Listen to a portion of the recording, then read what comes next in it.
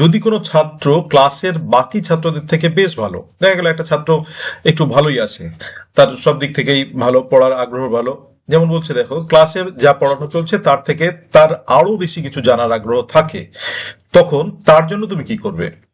আচ্ছা, এটার উত্তরটা কিভাবে হবে? উত্তরটা দেখো, যদি কোনো ছাত্রের ক্লাসের শিখনের থেকেও আরো বেশি কিছু জানতে বা শিখতে চায়, তবে আমি তাকে আরো বেশি উৎসাহ দেব। তার জন্য শ্রেণীকক্ষ ছাড়াও বিভিন্ন উপায়ে তার জানার আকাঙ্ক্ষা মেটানোর চেষ্টা করব।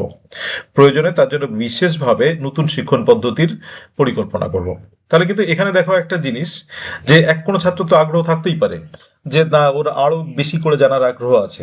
যদি পড়ার ব্যাপারটা তার বেশি করে জানার আগ্রহ থাকে, তাহলে সেই আগ্রহটাকে তো কোনোভাবে দমিয়ে রাখা যাবে না।